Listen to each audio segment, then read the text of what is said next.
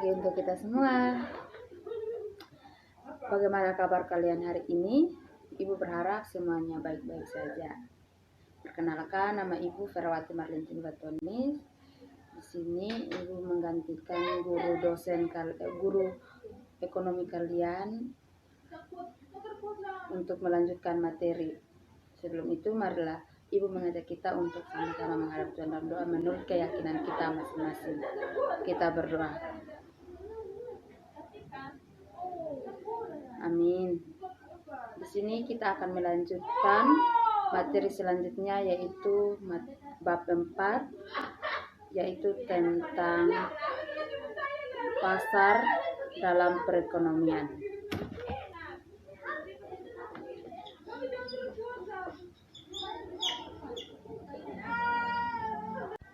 Pernahkah adik-adik mengamati kenaikan harga kebutuhan bahan pokok menjelang hari raya Lebaran, atau kenaikan harga LPG 3 kg saat terjadi kelangkaan? Mengapa harga-harga tersebut cenderung mengalami kenaikan? Dalam ilmu ekonomi, kenaikan harga dan kelangkaan barang seperti di atas disebabkan oleh permintaan dan penawaran yang tidak seimbang. Dalam teori permintaan dan penawaran menggambarkan suatu hubungan antara calon pembeli dan penjual dari suatu barang atau jasa yang diperjualbelikan. Dapat disimpulkan bahwa semakin tingginya permintaan atas suatu barang akan menimbulkan kelangkaan sehingga membuat harga barang tersebut menjadi lebih mahal. Langkah yang diambil penjual untuk mengatasi kelangkaan barang adalah dengan menaikkan harga. Hal ini bertujuan untuk menekan ketertarikan atau minat konsumen.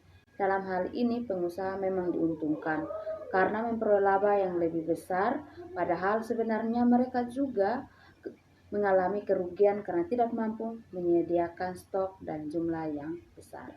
Untuk lebih jelas, Ibu mengajak kita untuk menyimak ulasan terkait dengan permintaan dan penawaran di bawah ini. Yang pertama, permintaan.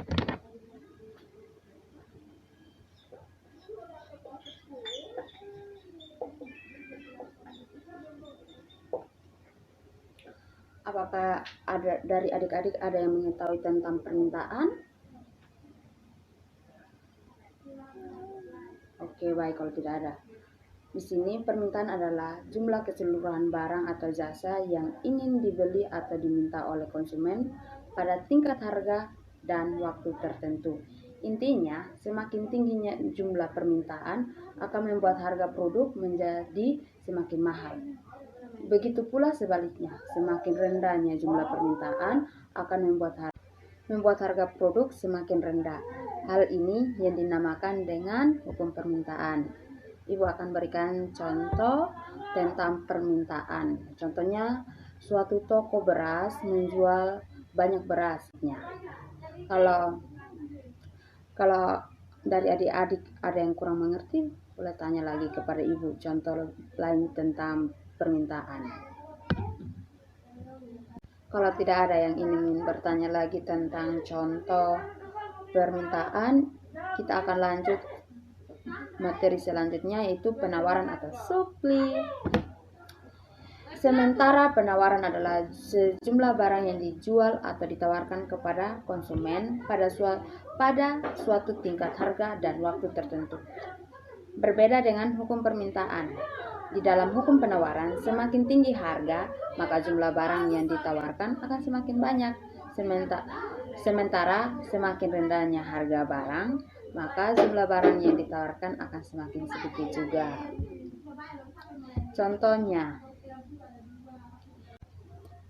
Contoh dari penawaran. Setelah Hari Raya Idul Fitri, minat masyarakat terhadap sirop menurun, sehingga produsen akan mengurangi intensitas penawaran supaya tidak mengalami kerugian. Apakah adik-adik kurang mengerti? Kalau kurang mengerti, boleh tanyakan lagi kepada Ibu.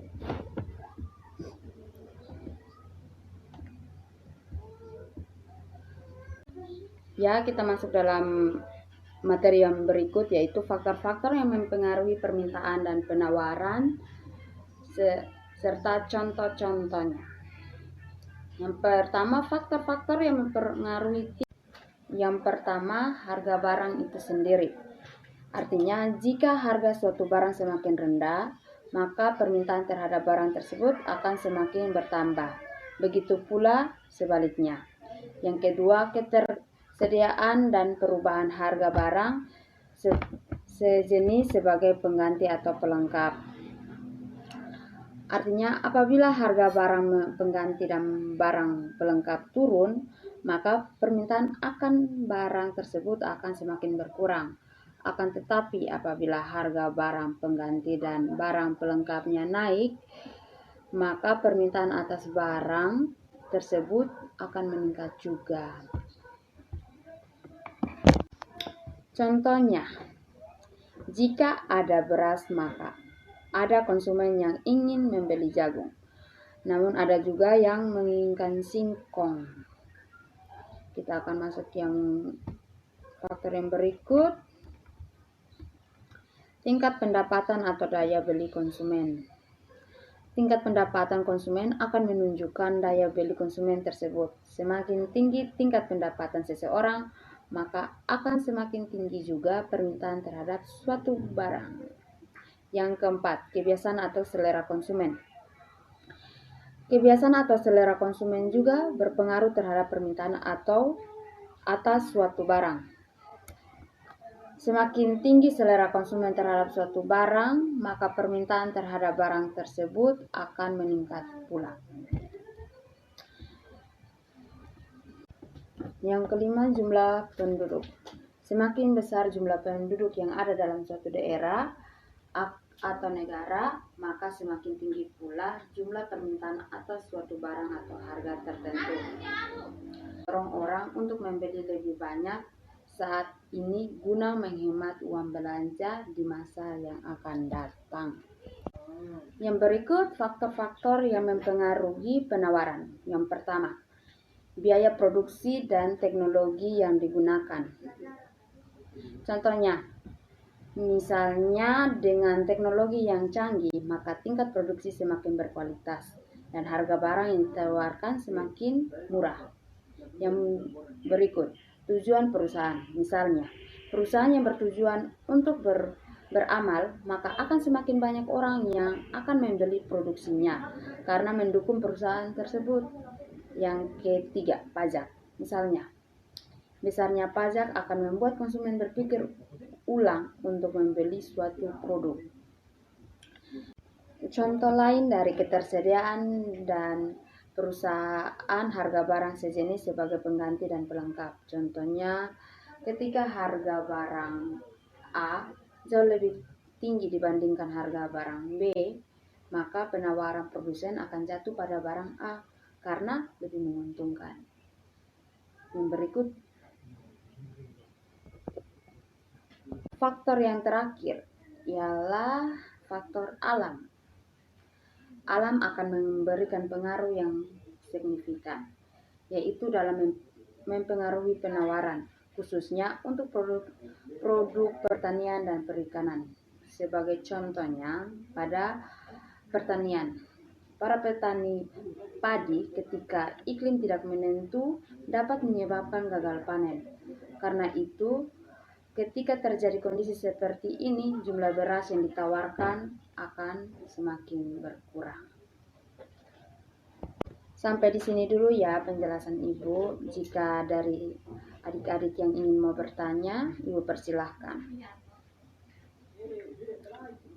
Kalau tidak ada, nanti Ibu akan memberikan soal kepada kalian untuk mengerjakannya sebagai tugas. Kerjakan masing-masing tugas individu ya. Kita akan mengakhiri kegiatan belajar mengajar kita hari ini. Karena ini selamat siang semuanya.